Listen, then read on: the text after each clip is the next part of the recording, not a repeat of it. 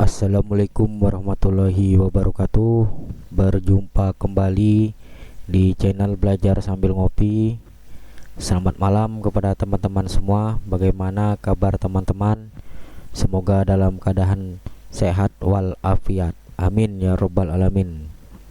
Baik teman-teman, izinkan saya membahas berbagai soal-soal, tetap membahas mengenai materi yang kedua, yaitu mengenai tujuan, kebijakan, prinsip, dan etika pengadaan barang garis miring jasa bagian ketiga.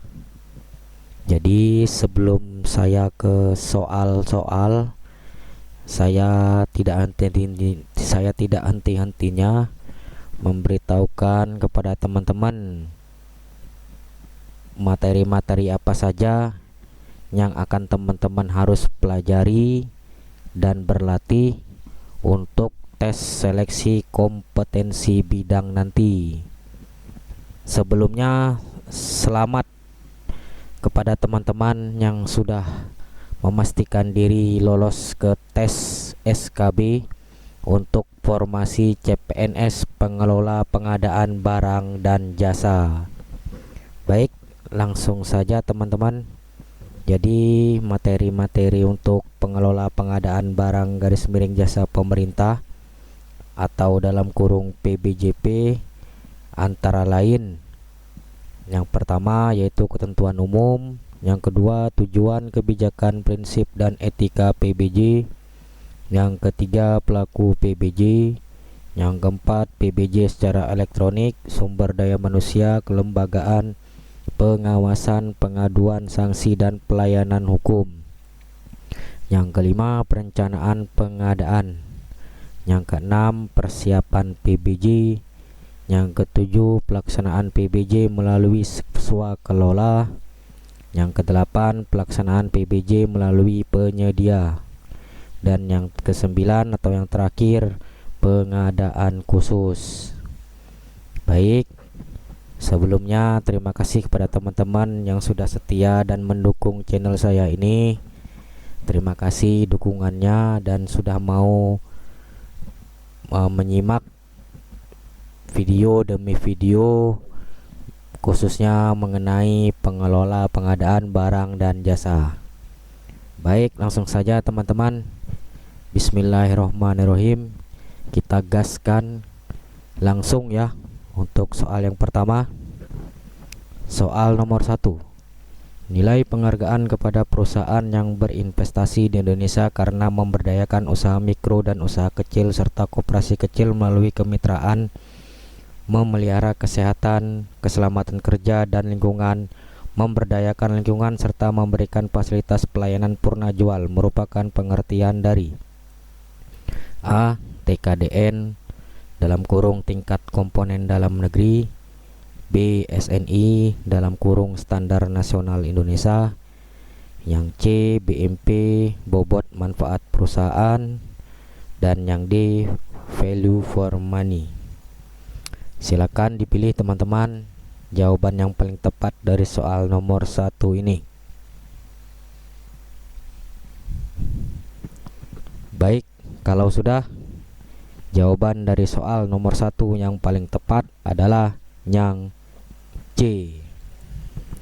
BMP dalam kurung bobot manfaat perusahaan.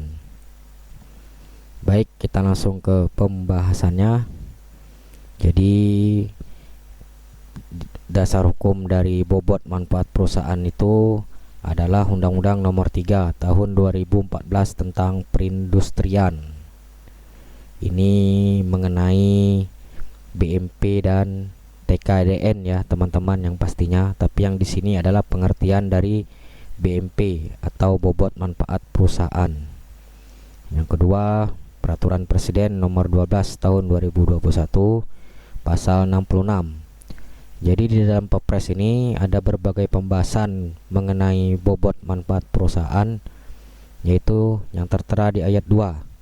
Kewajiban penggunaan produk dalam negeri sebagaimana dimaksud pada ayat 1 dilakukan apabila terdapat produk dalam negeri yang memiliki penjumlahan nilai tingkat komponen dalam negeri dalam kurung TKDN ditambah nilai bobot manfaat perusahaan paling sedikit 40%. Dan yang kedua yaitu ayat 3, nilai TKDN dan BMP sebagaimana dimaksud pada ayat 2 mengacu pada daftar inventarisasi barang _jasa produksi dalam negeri yang diterbitkan oleh kementerian yang menyelenggarakan urusan pemerintahan di bidang perindustrian. Jadi untuk TKDN nanti di akhir soal terakhir itu akan dibahas bagaimana perhitungannya ya teman-teman. Jadi tetap disimak video ini sampai akhir. Terus penjelasan dari jawaban dari pilihan A TKDN yaitu nilai isian dalam presentasi dari komponen produksi dalam negeri termasuk biaya pengangkutannya yang ditawarkan dalam item penawaran harga barang _jasa, yaitu yang tertuang di dalam Perpres nomor 12 tahun 2021 pasal 66 ayat 2 dan 3 tadi di awal pembahasan ya teman-teman.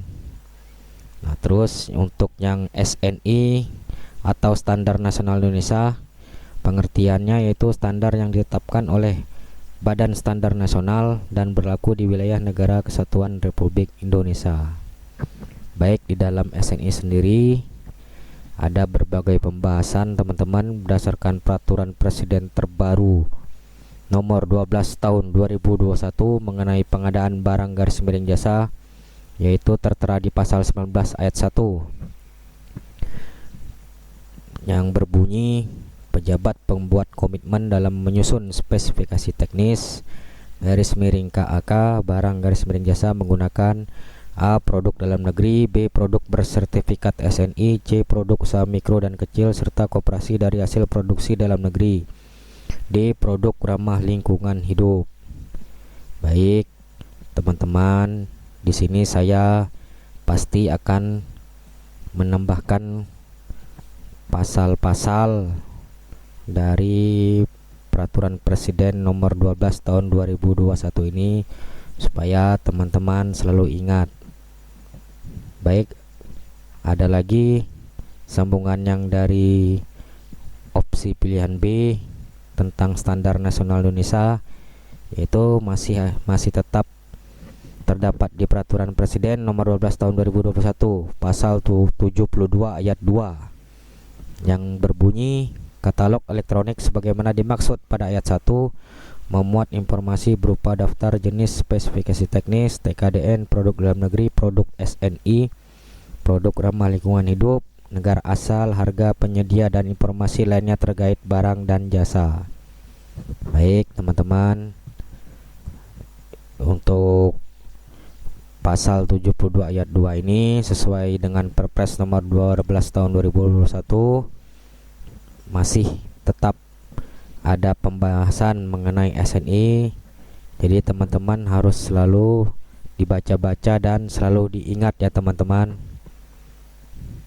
Terus yang opsi pilihan D, value for money, yaitu istilah yang digunakan untuk menilai bahwa organisasi telah memperoleh manfaat yang maksimal dari barang _jasa yang diadakan. Penerapan value for money sendiri akan menghasilkan barang _jasa yang tepat dari setiap uang yang dibelanjakan. Diukur dari beberapa aspek, antara lain aspek kualitas, kuantitas, waktu, biaya, lokasi, dan penyedia. Demikian pembahasan teman-teman. Baik, kita lanjut lagi ya teman-teman. Soal nomor 2, insentif bagi produk dalam negeri pada pemilihan pengadaan barang _jasa berupa kelebihan harga yang dapat diterima merupakan A. reverse auction, B. preferensi harga, C. marketplace, dan D. purchasing. Silakan teman-teman dipilih jawaban yang paling tepat dari soal nomor 2 ini. Baik, kalau sudah, jawaban yang paling tepat dari soal nomor 2 ini adalah yang B, preferensi harga. Baik, mengenai pembahasannya sendiri, preferensi harga itu diatur di dalam Perpres nomor 12 tahun 2021 pasal 67 ayat 1 yang berbunyi preferensi harga merupakan insentif bagi produk dalam negeri pada pemilihan penyedia berupa kelebihan harga yang dapat diterima. Terus penjelasan dari pilihan jawaban. Kalau yang A, reverse auction itu adalah metode penawaran harga secara berulang. Diatur di dalam Perpres nomor 12 tahun 2021 pasal 1 ayat 42. Yang C, e-marketplace adalah pasar elektronik yang disediakan untuk memenuhi kebutuhan barang _jasa pemerintah, yaitu yang diatur dalam Perpres nomor 12 tahun 2021 pasal 1 ayat 20. Dan yang E, e-purchasing adalah pembelian secara elektronik. Yang selanjutnya disebut e-purchasing adalah tata cara pembelian barang _jasa melalui sistem katalog elektronik atau toko daring, yaitu diatur di dalam Perpres nomor 12 tahun 2021 pasal 1 ayat 35. Baik teman-teman, demikian pembahasan dari soal nomor 2 ini. Tetap semangat teman-teman. Siapkan kopi, siapkan cemilan agar teman-teman tidak mengantuk dan tidak jenuh tentunya. Tetap semangat. Kita lanjut ke nomor 3. Pemeriksaan spesifikasi harus dilakukan dengan benar pada sebelum dilakukan serah terima pekerjaan yang meliputi pemeriksaan fisik dalam kurung visual dan dimensi, uji fungsi dan kehandalan dalam kurung performance, dan uji destruktif dalam kurung jika diperlukan, merupakan langkah untuk mendorong A. Pengadaan efektif, B. Pengadaan akuntabel, C. Pengadaan efisien, dan D. Pengadaan transparan. Silakan teman-teman dipilih jawaban yang paling tepat untuk soal nomor 3 ini. Baik, kalau sudah, jawaban yang paling tepat dari soal nomor 3 ini adalah yang A. Pengadaan efektif. Baik, untuk pembahasan dari pengadaan yang efektif, yaitu langkah-langkah mendorong pengadaan yang efektif. Yang pertama, identifikasi kebutuhan dengan tepat untuk memastikan pengadaan barang _jasa sesuai dengan kebutuhan instansi pemerintah. Yang kedua, penyusunan spesifikasi _KAK harus berdasarkan sesuai dengan kebutuhan, kondisi lapangan, dan ketentuan yang berlaku. Yang ketiga, evaluasi teknis penawaran harus dilakukan dengan benar dan memastikan spesifikasi yang ditawarkan sesuai dengan kebutuhan. Jika diperlukan, dapat meminta uji mutu produk yang ditawarkan. Yang keempat, spesifikasi dalam lampiran syarat-syarat khusus kontrak sesuai dengan spesifikasi yang dibutuhkan. Yang kelima, sesuai dengan pilihan jawaban tadi, yaitu pemeriksaan spesifikasi harus dilakukan dengan benar pada sebelum dilakukan serah terima pekerjaan yang meliputi pemeriksaan fisik dalam kurung visual dan dimensi, uji fungsi dan kehandalan dalam kurung performan, dan uji destruktif dalam kurung jika diperlukan. Baik teman-teman, silakan harus diingat-ingat mengenai langkah-langkah mendorong pengadaan yang efektif. Ada 5 teman-teman. Baik, kita lanjut lagi teman-teman di soal nomor 4. Pasar elektronik yang disediakan untuk memenuhi kebutuhan barang _jasa pemerintah adalah pengertian dari A. Pemilihan penyedia, B. e-marketplace, C. Toko daring, D. Katalog elektronik. Baik, silakan dipilih teman-teman dari soal nomor 4 ini, mana jawaban pilihan yang paling tepat. Kalau sudah, jawaban yang paling tepat dari soal nomor 4 ini adalah yang B. e-marketplace. Kita ke pembahasan teman-teman. E-marketplace itu tertuang di dalam Perpres nomor 12 tahun 2021 pasal 1 ayat 20. Sebagaimana pengertiannya seperti yang ada di dalam soal, yaitu pasar elektronik yang disediakan untuk memenuhi kebutuhan barang _jasa pemerintah. Perlu diingat ya teman-teman, kalau kebijakan untuk e-marketplace ini merupakan kebijakan pengadaan barang garis miring jasa pemerintah. Nah, di sini teman-teman, pengadaan barang garis miring jasa secara elektronik dengan memanfaatkan e-marketplace berupa yang pertama, katalog elektronik yang terdiri dari katalog nasional, sektoral, dan lokal. Yang kedua, toko daring dalam kurung online shop. Dan yang ketiga, pemilihan penyedia. Baik, itu ada 3 poin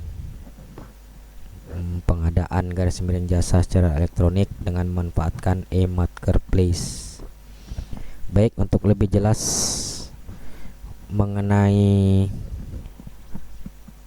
toko daring, katalog elektronik ini dan e-marketplace, teman-teman bisa baca di peraturan Lembaga Kebijakan Pengadaan Jasa Pemerintah atau LKPP Republik Indonesia nomor 9 tahun 2021. Di situ nanti teman-teman silakan di-download dan dibaca pasal per pasal yang mengatur tentang toko daring dan katalog elektronik dalam pengadaan barang garis miring jasa pemerintah. Baik, tetap semangat teman-teman. Semoga teman-teman di tahun 2022 nanti menjadi PNS. Amin. Kita ke soal nomor 5. Pemerintah berupaya memberikan kesempatan kepada UMKM untuk berpartisipasi dalam belanja APBN garis miring APBD dengan cara berikut, kecuali A. Memberikan kesempatan kepada UMKM untuk mengimpor barang. Yang B. Memperluas peran serta usaha kecil dengan mencantumkan barang garis miring jasa produksi usaha kecil dalam katalog elektronik.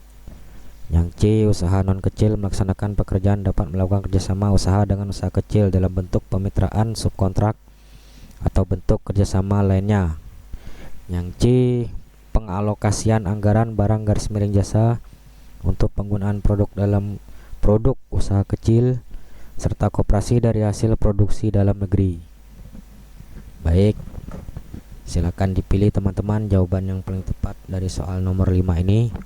Yang ditanyakan adalah kecuali. Harap berhati-hati teman-teman, baca soal lebih teliti lagi, maknai poin opsi setiap pilihan jawaban. Baik, kalau sudah, nah, soal nomor 5 ini yang ditanyakan adalah kecuali, yaitu yang A. Memberikan kesempatan kepada UMKM untuk mengimpor barang.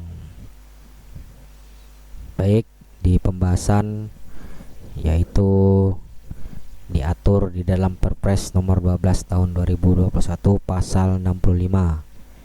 Jadi di sini ada 8 poin teman-teman ya. Yang pertama itu usaha kecil terdiri atas usaha mikro dan usaha kecil. Yang kedua, kementerian garis miring lembaga garis miring pemerintah daerah wajib menggunakan produk usaha kecil serta koperasi dari hasil produksi dalam negeri.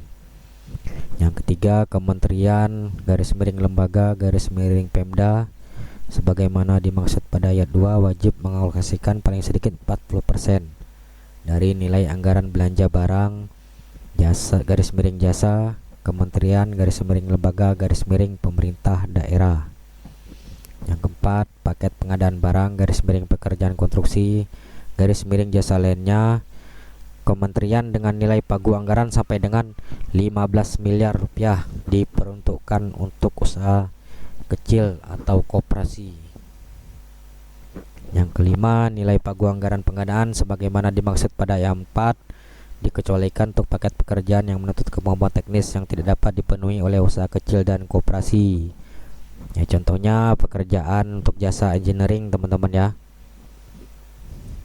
Yang keenam, kementerian yang menyelenggarakan urusan pemerintahan di bidang koperasi dan usaha kecil dan pemerintah daerah memperluas peran serta usaha kecil dan koperasi dengan mencantumkan barang garis miring jasa produksi usaha kecil dan koperasi dalam katalog elektronik.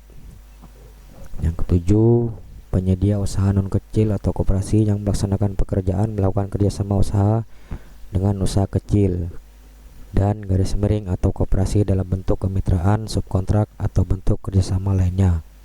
jika ada usaha kecil atau koperasi yang memiliki kemampuan di bidang yang bersangkutan.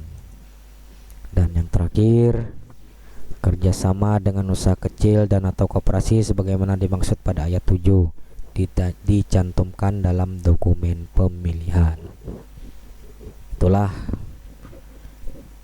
ke-8 ayat dari pasal 65 Peraturan Presiden nomor 12 tahun 2021 tentang usaha mikro dan usaha kecil menengah atau UMKM. Baik, kita lanjut lagi teman-teman. Saya berharap teman-teman semangat. Saya ingin membantu dan memperkaya referensi teman-teman supaya teman-teman siap dalam tes SKB nanti. Kita ke soal nomor 6 teman-teman. Yang bukan merupakan manfaat memahami prinsip-prinsip pengadaan barang / jasa adalah: A. Menekan kebocoran anggaran. B. Mengatur kontrak pengadaan. Yang C. Meningkatkan efisiensi penggunaan uang negara. Yang D. Mendorong praktek pengadaan barang / jasa yang baik. Baik, silakan dipilih teman-teman jawaban yang paling tepat dari soal nomor 6 ini. Yang ditanyakan adalah yang bukan manfaat. Baik, kalau sudah, jawaban dari soal nomor 6 ini adalah yang B, mengatur kontrak pengadaan. Kita ke pembahasan teman-teman, mohon maaf. Nah, ini dia jawabannya. Yang bukan adalah yang B, mengatur kontrak pengadaan. Baik, kita ke pembahasan teman-teman. Jadi ada 4 manfaat prinsip-prinsip pengadaan barang dan jasa, yaitu mendorong praktik pengadaan barang / jasa yang baik. Yang kedua, meningkatkan efisiensi penggunaan uang negara. Yang ketiga, menekan kebocoran anggaran. Yang keempat, terwujudnya pemerintahan yang bersih. Itulah manfaat-manfaatnya, harus diingat teman-teman ya. Jangan sampai terlewatkan. Baik teman-teman, kita ke soal nomor 7. Perhatikan pernyataan berikut. Nomor 1, identifikasi kebutuhan dengan tepat untuk memastikan pengadaan barang / jasa sesuai dengan kebutuhan instansi pemerintah. Yang kedua, HPS (harga perkiraan sendiri) disusun berdasarkan harga tertinggi. Yang ketiga, penetapan metode pemilihan harus dilakukan secara tepat sesuai kondisi yang ada. Yang keempat, perhitungan prestasi pekerjaan harus sesuai dengan pekerjaan terpasang yang dapat diterima untuk mendapatkan kelebihan pembayaran. Yang ditanyakan adalah yang termasuk dalam langkah-langkah yang perlu dilakukan agar pengadaan barang / jasa efisien adalah: A. Nomor 1 dan 2, B. 1 dan 3, C. 2 dan 3, D. 3 dan 4. Baik teman-teman, kira-kira mana yang paling tepat dari opsi pilihan jawaban A sampai D? Silakan. Baik, kalau sudah, jawabannya yang termasuk pengadaan barang / jasa efisien adalah yang B, 1 dan 3. Baik, di sini teman-teman, langkah-langkah yang perlu dilakukan agar pengadaan barang / jasa efisien adalah ada 6. Yang pertama, identifikasi kebutuhan dengan tepat untuk memastikan pengadaan barang / jasa sesuai dengan kebutuhan instansi pemerintah. Nah, yang kedua tadi, HPS di pilihan jawaban nomor 2 tadi teman-teman ya. Seharusnya HPS itu disusun berdasarkan keahlian dari sumber informasi yang dapat dipertanggungjawabkan. Yang ketiga, penetapan metode pemilihan harus dilakukan secara tepat sesuai kondisi yang ada. Yang keempat, perhitungan prestasi pekerjaan harus sesuai dengan pekerjaan terpasang yang dapat diterima agar tidak menimbulkan kelebihan pembayaran. Itu tadi yang poin 2 dan 4 itu adalah salah. Nah, yang nomor 4 ini seharusnya tidak diperbolehkan menerima kelebihan pembayaran. Nah, ini teman-teman Jadi poin yang nomor 4, perhitungan prestasi pekerjaan harus sesuai dengan pekerjaan terpasang yang dapat diterima agar tidak menimbulkan kelebihan pembayaran. Hati-hati teman-teman semua, kalau dalam memilih opsi pilihan harus dibaca betul-betul dan secara teliti. Yang kelima, dalam proses pemilihan penyedia barang garis miring jasa harus ditetapkan prinsip-prinsip dasar lainnya. Dan yang terakhir yaitu nomor 6, evaluasi terhadap seluruh penawaran untuk mendapatkan value for money yang terbaik. Oke teman-teman, itulah pembahasan dari soal nomor 7 tadi. Semoga teman-teman paham. Amin. Kita ke soal nomor 8. Penggunaan produksi dalam negeri dalam pengadaan barang garis miring jasa pemerintah dimaksudkan untuk A. Meminimalkan anggaran, B. Membatasi barang asing, C. Perekonomian dalam negeri aktif, dan D. Mengurangi pinjaman luar negeri. Silakan teman-teman dipilih opsi mana yang paling tepat dari jawaban nomor 8.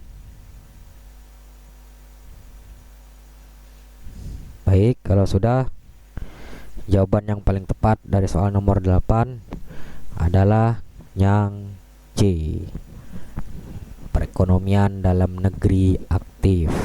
Jadi kalau kita sering menggunakan produk-produk dalam negeri, perekonomian kita akan semakin terus aktif dan maju.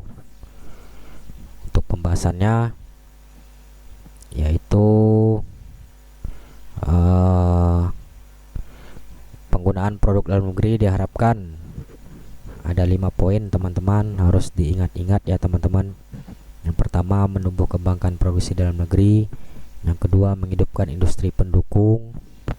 Yang ketiga, membuka lebih banyak lapangan pekerjaan. Yang keempat, dapat memperkuat terjadinya transfer teknologi. Dan yang kelima, yang terakhir, menggerakkan roda perekonomian nasional. Saya yakin teman-teman kalau ada soal seperti ini, pastinya teman-teman harus bisa menjawab ya teman-teman. Hati-hati dengan setiap opsi pilihan jawaban. Baik teman-teman, di soal yang terakhir ini kita ke soal perhitungan teman-teman. Jadi mudah-mudahan siapa tahu di tes SKB nanti soal ini kemungkinan bisa keluar atau tidak. Tapi yang pasti teman-teman bisa mengetahui dasar-dasar dari soal nomor 8 ini. Baik, soal terakhir adalah penyedia C melakukan penawaran barang berupa tiang listrik beton dengan harga 9.500.000.000 rupiah dengan preferensi sesuai dokumen sebesar 25%. HEA. Jadi HEA ini adalah harga evaluasi akhir barang tersebut adalah A. 7.943.425.000, B. 7.525.400.000, C. 3.765.250.000, D. 8.500.450.000.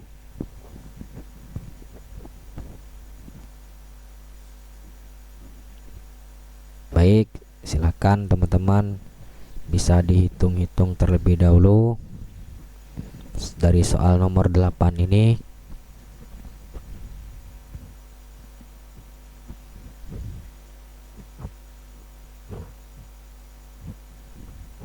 Baik, kalau sudah, jawaban yang paling tepat dari soal nomor 8 ini adalah yang A. 7.943.425.000. Baik teman-teman, kita ke pembahasan. Teman-teman ingat di peraturan presiden nomor 12 tahun 2021 pasal 67 Nah, di sini teman-teman harus diingat rumusnya, yaitu HEA dalam kurung harga evaluasi akhir. Jadi dalam kurung 1 min KP. KP itu adalah koefisien preferensi teman-teman. Jadi dikalikan HP. HP itu adalah harga penawaran. Jadi tahap pertama yang kita kerjakan, kita carikan nilai KP dulu teman-teman ya, yaitu dari koefisien preferensi, yaitu rumusnya TKDN, tingkat komponen dalam negeri, dikali preferensi. Jadi 1 dikurang dalam kurung TKDN kali preferensi dalam kurung kali harga penawaran.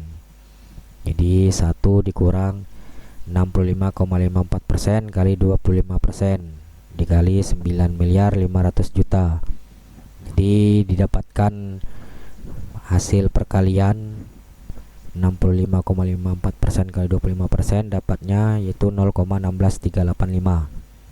Dikalikan dengan harga penawarannya, hasilnya adalah 7.943.425.000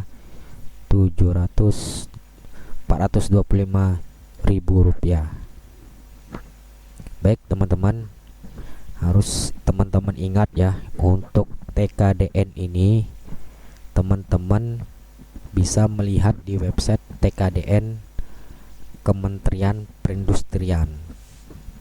Jadi nilai TKDN ini dari masing-masing bidang ya, seperti tiang listrik beton tadi sudah diklarifikasi oleh Kementerian Perindustrian.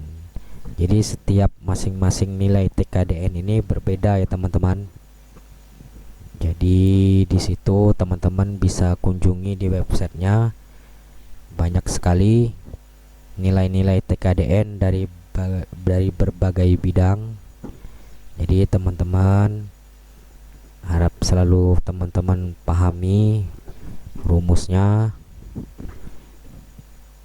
Jadi seperti itu ya teman-teman ya, untuk mencari nilai harga evaluasi akhir. Baik teman-teman, mungkin itu saja 9 soal beserta pembahasan dari materi kedua, yaitu tujuan, kebijakan, prinsip, dan etika PBJ, bagian atau part yang ketiga. Baik teman-teman, terima kasih sudah menonton video saya. Kalau dari saya, channel Belajar Sambil Coach P, dari 9 soal dan pembahasan ini ada yang keliru, silahkan komen di kolom komentar teman-teman. Siapa tahu dari soal nomor 1 sampai 9 tadi mungkin ada yang dari saya ada yang keliru atau hilaf. Saya mohon maaf sebesar-besarnya, kurang dan lebihnya saya mohon maaf. Terima kasih. Tetap semangat teman-teman dan selalu fokus belajar. Saya akhiri dengan membaca wabillahi taufik walhidayah. Wassalamualaikum warahmatullahi wabarakatuh.